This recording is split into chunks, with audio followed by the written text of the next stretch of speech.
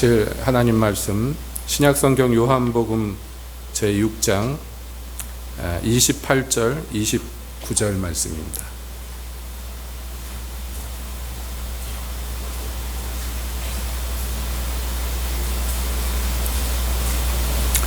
요한복음 제6장 28절 또 29절 우리가 이 시간에 한 목소리로 함께 읽겠습니다. 저희가 묻되 우리가 어떻게 하여야 하나님의 일을 하오리이까? 예수께서 대답하여 가라사대 하나님의 보내신 자를 믿는 것이 하나님의 일이니라 하시니. 아멘. 하나님, 이 시간에 주님의 말씀 듣기를 원합니다. 오셔서 저희에게 말씀하여 주시옵소서. 예수님의 이름으로 기도하옵나이다. 아멘. 한 주간 평안하셨습니까? 오늘 우리는 요한복음 6장에서의 한 대목을 읽었습니다. 사실은 읽으려 치면은 많이 양이 많은 부분인데 그 중에서 한 대목만 읽었습니다.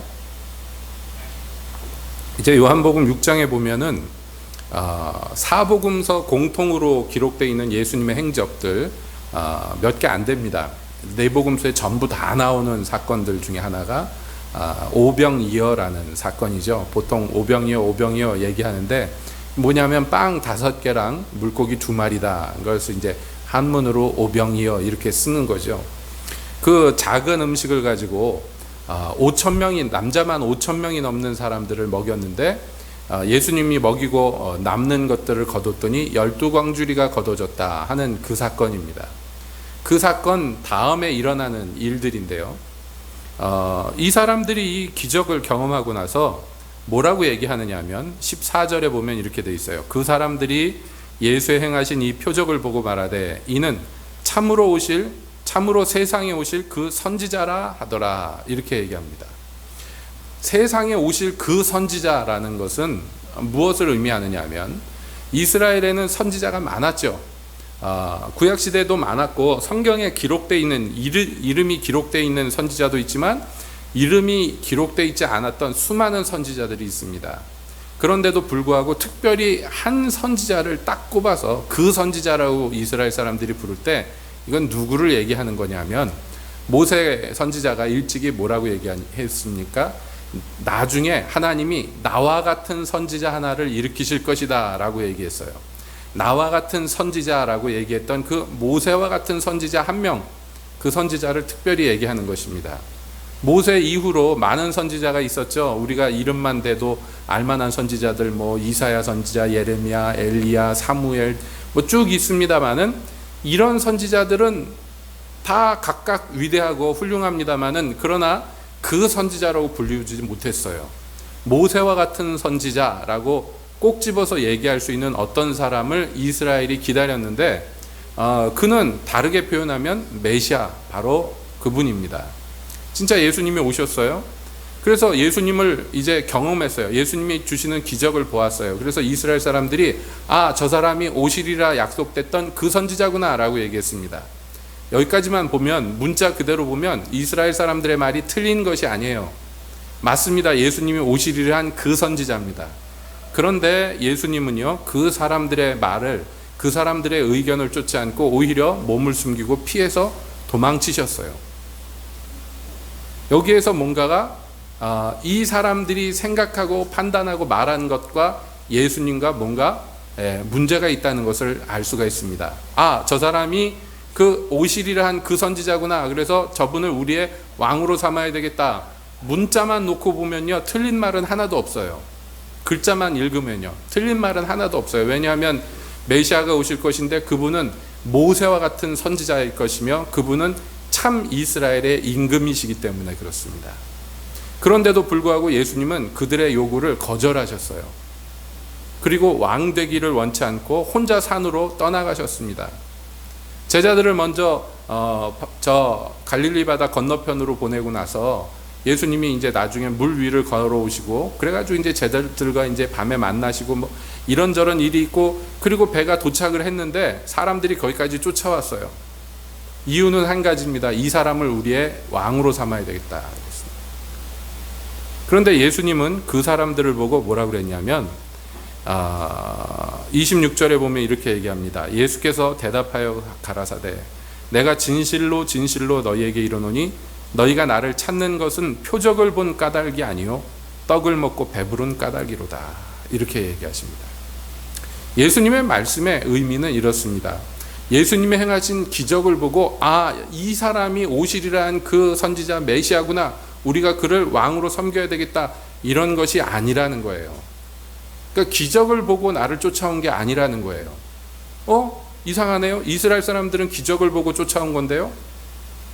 그러니까 똑같은 사건을 똑같이 경험했고 똑같이 말을 하지만 하나님이 또 예수님이 보시는 건 항상 뭐냐면 그 사람 마음의 생각의 중심이란 말이죠. 그러니까 이스라엘 사람들에게 지금 문제가 뭐냐, 이 유대인들에게 문제는 그 모세가 약속했던 나와 같은 선지자를 세우실 건데 했던 그 선지자의 의미를 오해하고 있어요. 그러니까 이 사람들이 계속해서 예수님과 이제 논쟁이 벌어지는데 거기에서 한 말이 뭐냐면 모세가 광야에서 만나를 이스라엘 사람들한테 준 것과 같이 모세가 약속했던 선지자 당신은 우리에게 모세처럼 그렇게 매일 먹을 것을 달라는 거예요.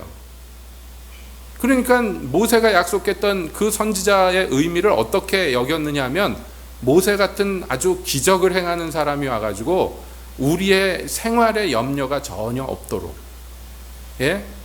생각해 보세요. 아침마다 만나가 내리고 만나만 먹기가 퍽퍽하다 그러면 메추리 고기도 날라와가지고선 입 벌리고 있으면 막 들어오고, 목마르다 그러면 막 물을 터트려 가지고 물을 마시게 하고, 그러니까 인생의 문제들을 다 해결해 줄 수 있는 해결사, 이게 모세 같은 선지자라고 생각을 했어요. 근데 예수님은 그게 아니다라고 얘기하십니다. 너희가 잘못 생각했다고 얘기합니다.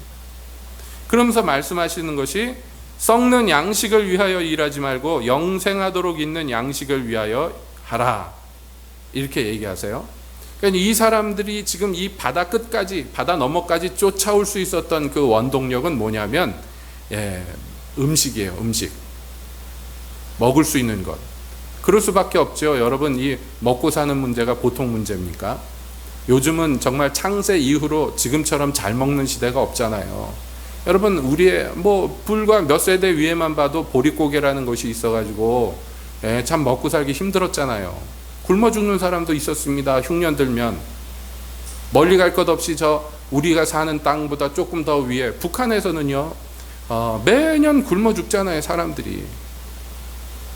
매년 정말로 같은 동포인데도 불구하고 먹고 사는 문제가 이게 그냥 문제가 아니에요. 얼마나 심각한 문제인지 몰라요. 우리가 요즘에 살만하니까 별로 먹고 사는 거에 대한 그 문자 그대로 먹고 사는 거에 대한 근심이 없죠. 오히려 사람들이 너무 먹어서 이제 병이 나고 그러는 시대입니다.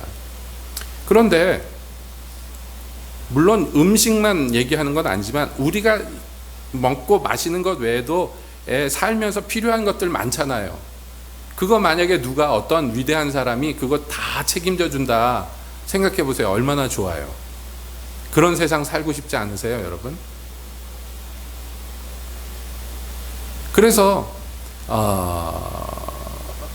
죄송한 표현이지만 많은 기독교인들이 그래서 예수를 믿습니다. 이 성경에 나온 이스라엘 사람들과 지금의 기독교인들하고 우리하고 많은 차이가 없어요. 글쎄, 말로 하는, 밖으로 표현되는 그 말과 글에는 틀린 게 없어요. 맞는 얘기입니다. 그런데 그렇게 말하고 있는, 그렇게 얘기하고 있는 그 속마음은 여기 나오는 이스라엘 사람들하고 다를 바가 없어요. 이 기적을 보니 이분이 우리의 구원자 메시아구나. 우리는 이분을 섬겨야 되겠구나. 그래서 예수님을 쫓아온 게 아니에요. 이 사람이 왕이 되면 우리 삶의 모든 문제가 다 해결되겠구나. 내가 어려움이 닥칠 때마다 이 사람이 다 해결해 주겠구나. 그래서 쫓아온 거예요. 그게 비슷해 보이지만 굉장히 다릅니다. 무엇이 다를까요? 그것을 이제 예수님이 이렇게 설명하셨어요. 너희가 먹는 것을 위해서 일하지 말고 영생하는 양식을 위해서 일해라. 이렇게 얘기하셨어요. 근데 이 말을 못 알아듣습니다. 그래서 사람들이 다시 물어봐요. 우리가 뭘 해야지 하나님의 일을 하는 겁니까? 하나님의 일이라는 게 도대체 뭡니까? 이렇게 물어봐요. 그러니까 너희가 먹는 것 위해서 너희를 위해서 일하지 말고 영생하는 양식을 위해서 일해라. 그러니까 이게 하나님이 일하라는 건가 보다. 하나님을 위해서 일하면 먹고 마시는 걸 다 주겠다는 얘기인가 보다. 그러면 하나님의 일이 뭡니까? 뭘 해야지 하나님의 일입니까? 이렇게 물어보는 거예요. 예수님은 그런데 거기 뭐라고 대답하셨느냐면 하나님의 보내신 자를 믿는 것이 하나님의 일이니라 이렇게 얘기하셨어요.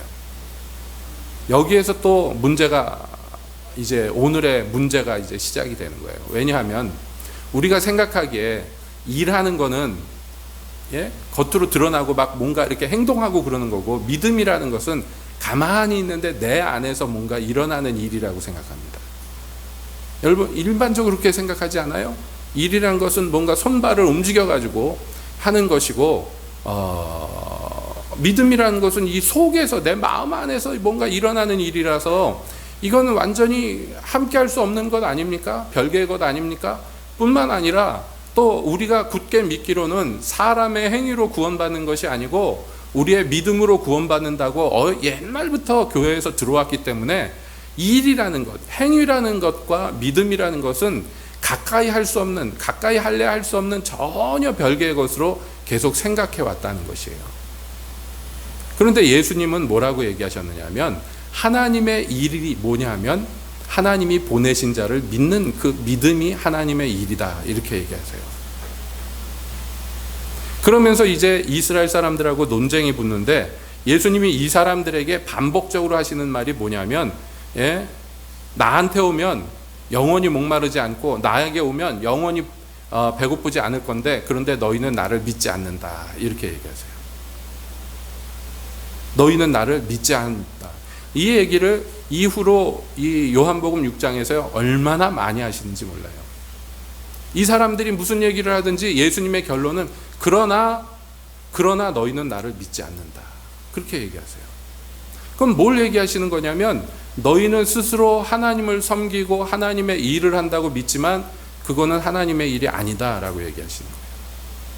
그러니까 이스라엘 백성들이요 광야에서 모세가 시내산에 올라가 갖고 안 내려오니까 모세가 죽었나 보다 그래가지고 아론에게 말합니다. 우리가 섬겨야 될 하나님을 만들어내라.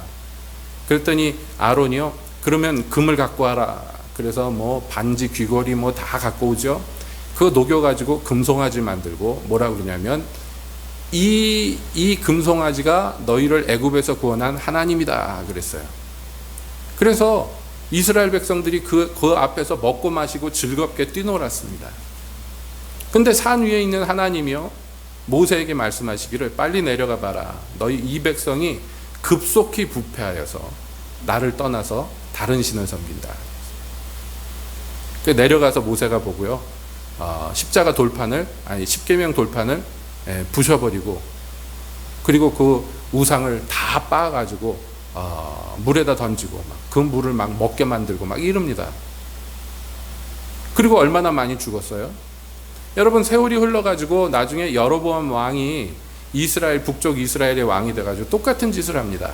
금송아지를 만들어 놓고 이게 여호와 하나님이니까 너희 예루살렘 성전 갈 필요 없다. 여기서 하나님 섬겨라. 그러면서 사마리아에다가 또 북쪽의 단에다가 금송아지를 만들어 놓고 그것을 섬기게 합니다.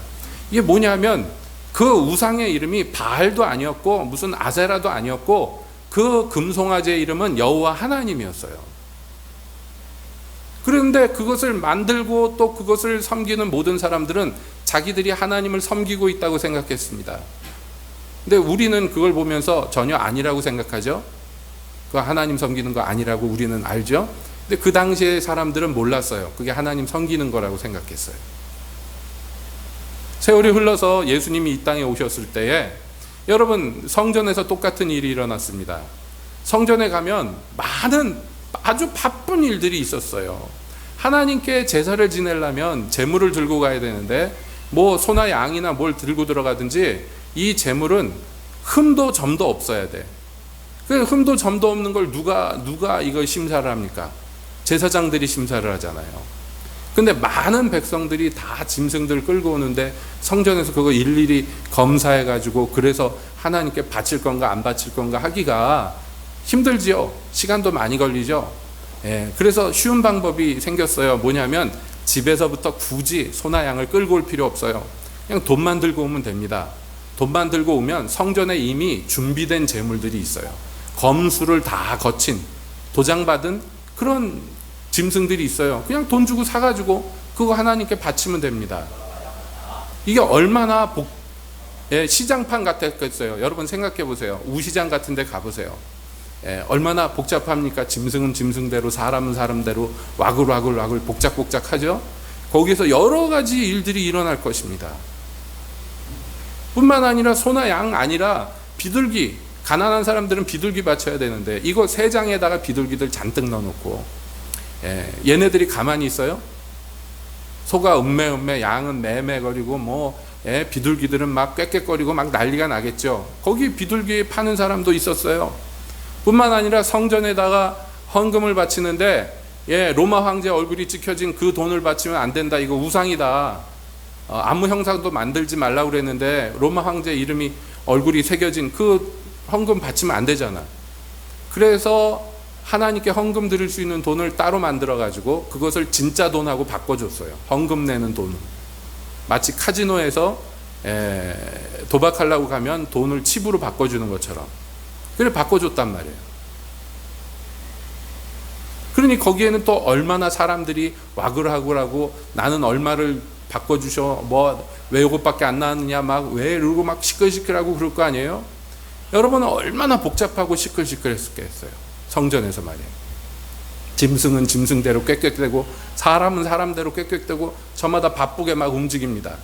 다 그게 하나님 섬기는 방식이라고 생각했어요. 우상숭배 아니라고 믿었습니다.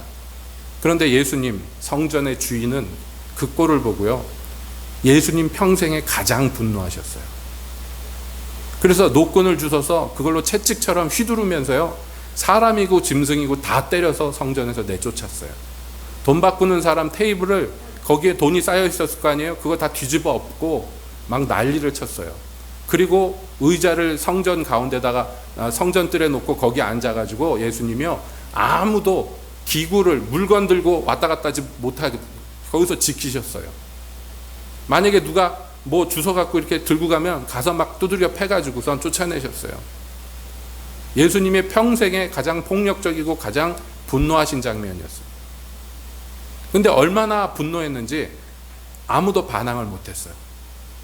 예수님 혼자 다 때려서 내쫓는데요, 얼마나 사람들이 거기에 기가 죽었는지 아무도 반항을 못하고 그 모든 일들로 막대한 돈을 벌어들이던 대제사장 일파만 가서 질문했어요. 당신이 무슨 권리로 이런 일을 하느냐고. 예수님을 붙잡아가 쫓아낸 게 아니라 가서 물어봤어요. 얼마나 예수님이 기세가 살벌했는지. 여러분, 그 모든 거기 모여있는 모든 사람들, 그 안에 돌아가던 모든 시스템이 하나님을 섬기는 거라고, 하나님의 일을 하는 거라고 믿었어요. 그런데 하나님은 그 집에 오셔서 다 때려서 내쫓으며 분노하셨어요. 이 집은 만민이 기도하는 집이라 일컬음을 받으리라 하셨는데 너희는 이 집을, 하나님의 집을 강도의 소굴로 만들었다. 예수님이 보실 때 그것은 강도짓이었어요. 그러니까 여러분, 이게 우리도 지금 마찬가지인데, 여기 모이신 여러분들 다 하나님의 일 하기를 원하시고 하나님을 기쁘시게 하기를 원하고 주를 섬기길 원하실 줄로 믿습니다. 그렇죠? 예? 아니신 분 없죠? 다 예수님 이게 대답들을 안 하셔서 하나님을 섬기고 싶은 마음이 다 있는 줄로 믿습니다. 그리고 할 수 있으면 내게 허락된 기회라면 하나님을 섬길 것이에요. 안 섬기지 않을 것이에요. 그런데 여기에서 우리는 하나님과 우리의 시각차를 좁혀야 됩니다. 우리 생각에 이거 하나님 제대로 섬기려면 이렇게 하면 되겠구나. 그래서 섬기는 거, 여러분 그게 하나님이 보실 때 하나님이 아니다 그러면 뭐라고 그럴 거예요? 이게 문제란 말이에요. 나는 잘했는데 하나님은 아니다 하는 게 문제예요. 제가 늘 말씀드리잖아요. 여러분, 같은 장소에서 같은 노래를 불렀는데, 우리 좀 전에 찬송가 했잖아요. 찬송가 184장 함께 찬양합시다. 여러분 똑같이 찬양했는데 어떤 사람은 그것이 찬양한 것이고 어떤 사람은 그냥 노래한 것일 수도 있어요. 그 차이가 어디서 생깁니까? 똑같은 노래를 똑같은 장소에서 똑같은 시간에 불렀는데 무슨 차이가 그렇습니까? 하나님이 받으시면 찬양이고요, 하나님이 안 받으시면 그건 그냥 혼자 노래한 거예요. 가인의 제사는 나름 자기가 제사를 지낸다고 지냈지만 하나님이 안 받았기 때문에 그건 제사가 아니에요. 그냥 혼자서 뭔가를 한 거예요. 이게 우리에게요, 꼭 극복해야 되는, 모든 기독교인들이 극복해야 되는 굉장히 중요한 이 갈림길이란 말이에요.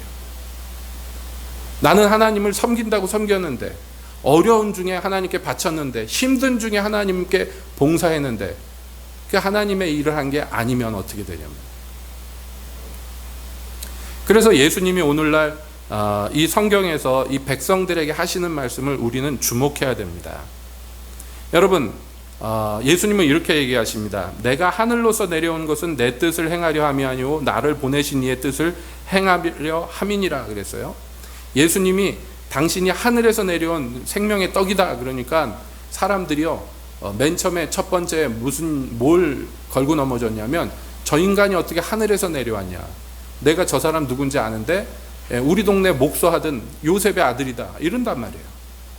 하늘에서 내려오긴 뭘 하늘에서 내려왔느냐, 처음에 이걸 이해를 못해요. 근데 예수님은 오히려 뭐라고 그러시냐면, 내가 내 마음대로 하늘에서 내려온 게 아니고 나를 보내신 이 하나님의 뜻을 이루기 위해서 하늘에서 내려왔다, 이렇게 설명을 하세요. 그러니까 이게 뭘 얘기하냐면, 예수님이 하나님이시잖아요. 근본 하나님과 같은 분이시고 동일하신 분이고 하나님의 본체신데도 불구하고 예수님은요, 항상 아버지의 뜻을 이루는 것이 당신의 목표였어요. 그게 하나님의 일이라는 거예요. 예수님이 설명하는 거는 뭐냐면, 내 뜻을 성취하는 건 하나님의 일이 아니에요.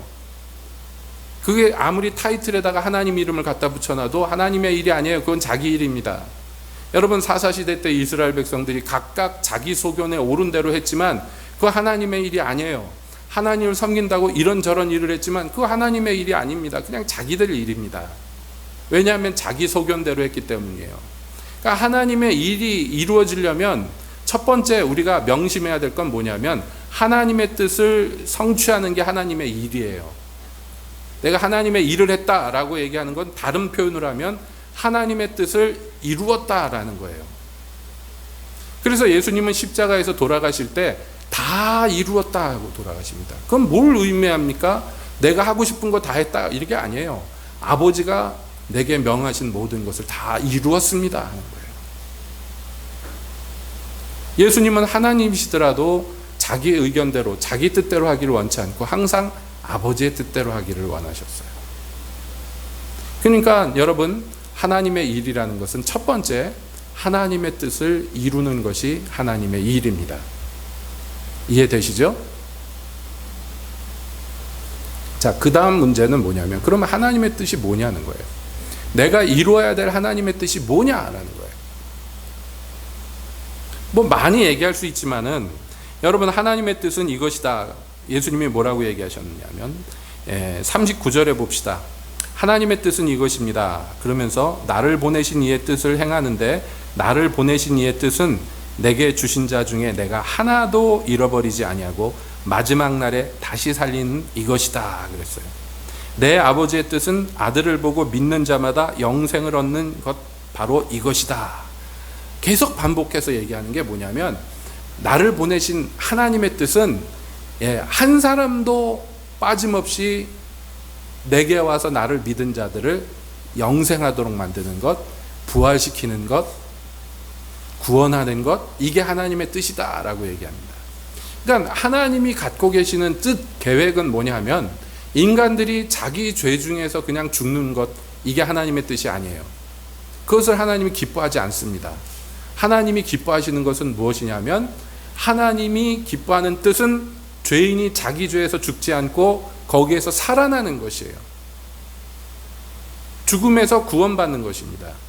그러니까 늘 말씀드리지만, 어떤 사람들은, 하나님 잘 모르는 사람들은 이렇게 얘기합니다. 기독교의 하나님은 참 잔인하다, 너무하다, 자기 안 믿으면 지옥에 보낸다 이러는데, 그게 아니에요. 하나님 안 보내면 지옥에 보내는 게 아니라 우리가 원래 그냥 지옥에 가는 겁니다. 그냥 제 발로. 모든 인간이 이 죄인의 결국이에요. 우리의 죄가 우리를 지옥으로 몰아놓고 있어요. 그거는 우리의 선택이고 우리 조상에부터 내려왔던 유산입니다. 그러니까 우리는 나면서부터 죄인이며, 그러므로 죄인의 결국 심판과 저주와 멸망이 우리의 것이에요. 그냥 나는 거기 속한 사람이에요. 근데 하나님은 그냥 놔두면 저절로 죽는 우리를 불쌍히 여기셔서 어떻게든지 거기서 건지시기를 원하는 거예요. 건지시기를 원하는데, 이 죄인들이 거기서 살아나려면 의인이 되는 수밖에 없는데, 죄와 결별하고 의로워지는 수밖에 없는데, 근데 사람들이 할 수가 없어요. 왜냐하면 죄인은 무능력하기 때문이에요. 자기 죄를 거절할 능력도 없고 죄를 싫어하지도 않아요. 죄를 너무너무 좋아하고 그냥 죄에게 이끌려 갑니다. 요즘에는 보기 힘든 광경입니다만은, 옛날에 막 그 집집마다 개 기를 때 말이에요. 집안에서 개 기르는 거 말고 그냥 막 한 데서 다 집집마다 웬만하면 개 길렀잖아요. 여름만 되면 개들이 많이 줄어들고 그랬잖아요. 그런데요, 이 개들이요, 옛날에 사람 먹을 것도 귀한데 개밥을 주기가 힘들죠. 그러면 얘들이 지들이 먹고 산다고 막 여기저기 쑤시고 다니면 개들이 주로 뭘 먹습니까? 그런 개들이요, 똥을 주워 먹습니다. 돌아다니면서. 또 옛날엔 똥이 많았어. 사람들이 아무데나 싸가지고 막 그런 거 많았잖아요. 그럼 개들이요, 똥을 먹습니다. 그러면 그런 개를 뭐라고 불렀어요? 똥개라고 부르는 거예요. 근데 그거 누가 안 가르쳐 줘도요, 지들이 알아서 냄새 맡고 가서 찾아가서 먹습니다. 더러운 얘기죠. 근데 우리 어렸을 때는, 저만 해도요, 어렸을 때 그게 당연한 일이었어요. 개들이 똥 주워 먹는 건 당연한 일이었어요. 그 사방에다 똥개죠. 심지어는 여러분, 먹고 살기 힘들다고 옛날에 제주도에는 뭐가 있었습니까? 똥돼지 있었죠. 아예 변소에다가 돼지를 길렀어요. 돼지 우리가 그냥 변소였어요. 그 똥돼지라고 불렀잖아요. 왜 돼지고기 익혀 먹어야 된다는 얘기가 나왔냐면, 그런 거 먹으니까 기생충이 많아가지고. 지금 돼지는 안 그렇다네요. 뭐 사료만 먹여가지고. 요즘에 누가 돼지에게 똥을 주겠습니까? 많은. 그러니까 이게 뭐냐면, 그게 더럽고 안 더럽고의 차원을 떠나서 먹고 살라니까 주워 먹는 거예요. 시키지 않아도, 훈련시키지 않아도 그런 짐승들이 그냥 더러운 거 먹습니다. 죄인이 죄를 행하는 것도 똑같아요. 누가 훈련시키지 않아도, 누가 권하지 않아도, 하라고 시키지 않아도 그냥 저절로 죄를 짓습니다. 여러분, 자녀를 길러보면 알지만은, 애기들이 말 배워갖고 처음에 엄마 아빠 하다가 뭔가 자기 의견을 얘기하기 시작하면서 금방 뭐래요? 거짓말해요. 그죠? 이거 누가 그랬어? 그러면은 사고 쳐놓고 내가 안 그랬다 그러죠. 누가 안 가르쳤어? 교육시키지 않아도 알아서 자기를 위해서 변명하고 거짓말하고 속입니다. 부모가 속겠습니까? 그런데도요, 속입니다. 이 죄성이 저절로 발동해요. 그래서 예로부터 교육이 힘들다는 게, 왜냐하면 사람을 인간의 교육으로도 바르게 잡는 게 힘들어요. 왜냐하면 그냥 놔두면 저절로 나쁜 짓을 하기 때문입니다. 그래서 이 멸망당할 수 없는 밖에 없는 이 죄인, 오물을 주워 먹는 더러운 짐승들처럼 죄를 찾아서 냄새 맡고 돌아다니던 우리를 구원하시려고 그 아들도 아끼지 않고 우리를 대신해서 내어주시는 것이 하나님의 뜻입니다. 여기 말씀하는 것이 그거예요. 그 죄인들이 살아날 수 있는 유일한 구원의 방편이 뭐냐? 바로 하나님이 보내신 바 그 아들 예수 그리스도를 믿는 수밖에 없는 거예요. 이게 유일한 구원의 방편이에요. 그러니까 하나님의 뜻은 뭐냐 하면, 그래서 결론은 뭐냐 하면, 그 아들 예수님을 믿는 게 하나님의 뜻이에요. 그래야지 구원받으니까, 멸망당하지 않으니까. 그런데 지금 여기 하나님의 뜻이 무엇입니까? 하나님의 일을 한다는 것이 어떤 것입니까? 이거 물어보는 사람들은요, 문제는 너희는 그런데 믿지를 않는구나, 이거예요. 믿는 게 하나님의 일인데 믿지를 않아. 믿지를 않으니 하나님의 뜻이 이루어지지 않고 하나님이 원하시는 게 성취가 되지 않아요. 믿어야지 그게 이루어질 판인데 믿지를 않으니 아무것도 되지 않아요. 왜 예수님이 하나님의 일은 보내신 그 예수 그리스도를 믿는 거에 하나님의 일이다라고 얘기하셨냐면, 믿어야 무엇인가가 시작이 되고 무엇인가가 이루어지기 때문이에요. 믿음이 없으면 아무것도 안 되기 때문입니다. 그것은 우리가 구원받은 이 다음에도 마찬가지예요. 하나님이 우리를 위해서 품고 계시는 생각과 계획은 우리의 머리로 상상할 수가 없어요. 우리가 생각으로도 감히 예상할 수 없었어요. 너무나 크고 놀라운 것들이 우리를 위해서 예비되어 있고 우리에게 주시고자 하는 축복이 너무너무 많습니다. 그런데 이게 다 이루어지느냐 말이에요. 이 땅에서. 불행하게도 다 안 이루어져요. 그래서 오죽했으면 예수님이 기도를 가르쳐 주시면서 하나님의 뜻이 하늘에서 이룬 것처럼 땅에서도 이루어지이다, 이렇게 기도하라고 가르치셨어요. 이게 잘 안 되니까 하나님이 하늘에서 계획을 세우시고 뜻을 품으셔서 이것들로 인간들에게 이렇게 축복을 해야 되겠다, 나를 믿는 자녀들을 이렇게 만들어야 되겠다, 그런데 이게 안 돼. 안 이루어져. 이게 하나님께는 제일 안타까운 일이며 제일 하나님을 슬프게 하는 일이에요. 왜 안 이루어져요? 그런데 믿지를 않기 때문이에요. 자, 하나님은 사랑의 하나님이고 은혜의 하나님이고 자비와 긍휼이 무궁하십니다. 그럼 믿으시죠? 모든 인간들을 다 사랑하셔요. 모든 인간들을 다 구원하기를 원하세요. 근데 왜 모든 인간들이 구원받지 못할까요? 하나님이 은혜를 베풀기를 원하셔서 모든 사람을 다 긍휼히 여기시는데 왜 그 긍휼이 모든 사람에게 실제로 역사하지 못할까요? 왜 이루어지지 않을까요?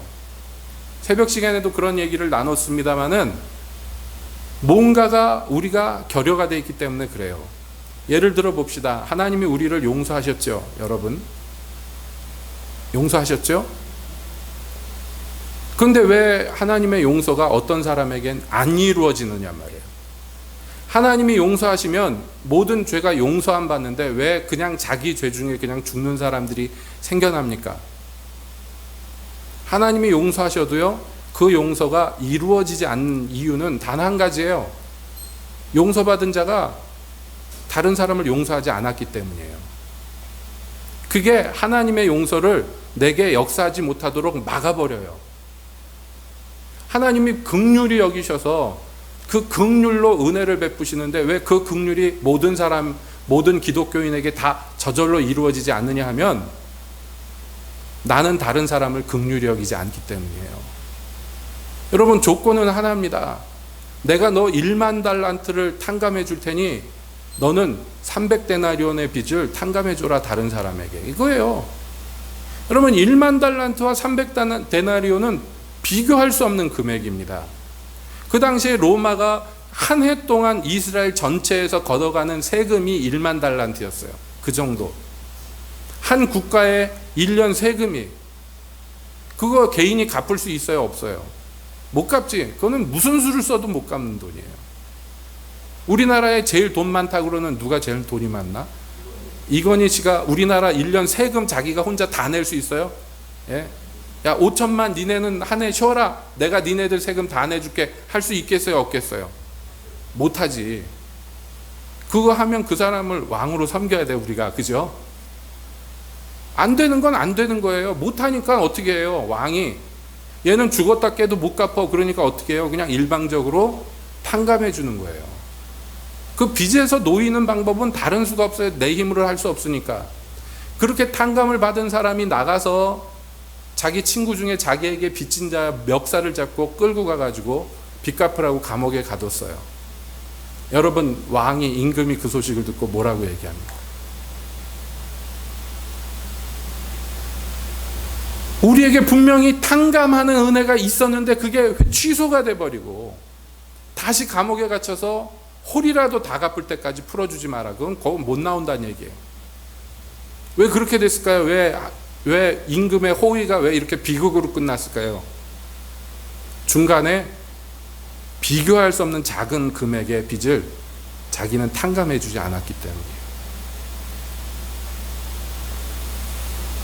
우리가 행위로 구원받는 건 아닙니다. 전적으로 하나님의 은혜로 구원받습니다. 그런데요, 그 은혜가 되기 위해서는 주님이 요구하시는 게 뭐냐면 한 가지예요. 믿음입니다. 믿음이 나를 구원하는 게 아니라 하나님의 은혜가 나를 구원하는데, 그 구원의 은혜가 내게 와서 온전히 역사하려면 나는 뭘 해야 돼요? 그 은혜 주시는 분을 믿어야 돼요. 믿지 않으니까 그 은혜가 은혜로 역사를 못하는 거예요. 그러니까 믿기만 하면 이게 다 돼. 그러니까 이 믿는 게 작은 일이 아니에요. 어마어마하게 큰 일입니다. 그래서 우리의 성도의 모든 삶은, 그렇게 구원받은 이후라도 그 모든 삶은요, 믿음의 선한 싸움을 싸워가는 삶이에요. 내가 믿어야지 되는 일이 있고 믿지 않고 그냥 지나가는 일이 있고, 이 둘 중에 항상 뭘 선택해야 됩니까? 믿음을 선택해야 돼요. 믿음을. 한 번이 아니라 평생 동안 꾸준하게 싸워가야 돼요. 믿음 선택한다는 게 쉽지 않을 때가 너무 많아요. 안 믿는 게 훨씬 쉽기 때문에 사람들은 불신과 의심을 손쉽게 선택합니다. 믿음보다는요. 여러분, 그렇기 때문에 이스라엘 백성들에게 광야에서 자기들이 할 수 있는 일이 아무것도 없었을 때, 광야의 생존을 위해서 자기들이 할 수 있는 일이 아무것도 없잖아요. 광야라는 것은 원래 사람이 못 사는 데예요. 살면 그냥 죽는 데가 광야인데, 거기에서 생존할 수 있는 유일한 길은 뭐냐면 하나님 믿고 따라가는 것밖에 없어요. 그러니까 40년 동안 하나님이 이스라엘 백성들을 교육하신 게 뭐냐면 그거예요. 믿으라, 나만 믿으라는 거예요. 근데 그게 잘 안 되지요. 예? 못 믿겠다 싶을 때는 항상 불신을 선택하고, 야, 이러다가 우리 죽지 않을까 하고 불안해할 때는 항상 원망을 선택하고, 그러다가 40년 동안 광야에서 다 죽었어요. 그러니까 믿음이라는 것은 홍해를 건널 때도 필요하지만요, 결국에는 요단을 건너서 가나안에 들어갈 때까지 항상 있어야 되는 거예요. 그래서 히브리서에서 말씀하시기를, 저들이 가나안 땅에 들어가지 못하였으니 이는 믿지 않은 까닭이다, 이렇게 얘기합니다. 하나님을 믿지 않았기 때문에 결국엔 못 들어간 거예요. 하나님이 준다고 그랬는데 왜 안 믿어? 예? 왜 의심해요? 그러니까 못 들어가는 거예요. 그러니까 우리의 구원도 마찬가지입니다. 여러분, 우리가 평생에 해야 될, 하나님을 섬기면서 해야 될 일, 여러 가지 모양으로 나타나겠지만 그 일의 본질은 뭐냐면 하나님과 그의 보내신 자 예수 그리스도를 믿는 것이에요. 거기서 더도 덜도 아니에요. 그 믿음으로 말미암아 우리가 이것도 하고 저것도 할 수 있는 것이지, 믿음 없이 무슨 짓을 해도 그것은 하나님의 일이 아닙니다. 오죽했으면 성경이 믿음 없이 하는 모든 것이 죄라고 얘기할까요? 믿음도 없으면서 거기다가 하나님의 이름을 갖다 붙이는 것은 사기예요. 거짓말입니다. 그래서 우리는 항상 하나님 앞에 나아가서, 은혜롭고 자비하신 하나님 앞에 나아가서 부르짖어야 돼요. 내게 믿음을 더하소서. 내 믿음 없음을 불쌍히 여기소서. 그러면서 항상 주님 앞에 나가야 돼요. 나 정도면 괜찮지, 이 정도 믿음이면 훌륭하지, 그런 사람은 벌써 병든 것이에요. 그래서 선줄로 생각하는 자는 넘어질 것을 두려워해야 되고, 된 줄로 믿는 자는 스스로 속임을 알아야 되는 거예요. 여러분, 우리는 항상 그래서 주님 앞에 믿음이 필요합니다. 그 믿음이 주가 우리에게 주시고자 하는 모든 축복의 열쇠이기 때문에 그렇습니다. 주님을 기쁘시게 할 수 있는 유일한 방법이기 때문에 그래요. 믿음이 없으면 주님을 기쁘시게 할 수가 없어요. 그리고 믿음이 있는 자는요, 주님이 자기를 찾는 자들의 상 주시는 이심을 믿기 때문에 그 상급도 덩달아 받는 거예요. 그러니까 여러분, 우리 예수님 말씀 앞에서 믿는 자는 영생을 받는다, 믿는 자는 영원한 생명을 얻는다, 믿는 자는 내가 다시 그날을 살릴 것이다, 예수님이 계속 얘기하시는 이 믿음이 우리의 생존에 얼마나 필요하며, 그 믿음이 유일한 하나님이 인정하시는 하나님을 섬기는 일이라는 것을 다시 한번 또 명심하시기를 예수님의 이름으로 축복드립니다. 믿음이 없으면 하나님을 절대 기쁘시게, 절대 만족시킬 수 없어요. 우리에게 딱 하나 믿음만을 요구하실 때 여러분, 우리가 믿으면서 나가야 될 줄로 믿습니다. 믿으십시오. 만사의 주의 언약을 믿고 믿음으로 전진해 나가시기를, 모든 불신과 싸워 나가시기를, 모든 나의 생각을 제하고 주님의 생각, 주님의 뜻을 이루어 나가시기를 예수님의 이름으로 다시 한번 축복드립니다. 기도하겠습니다.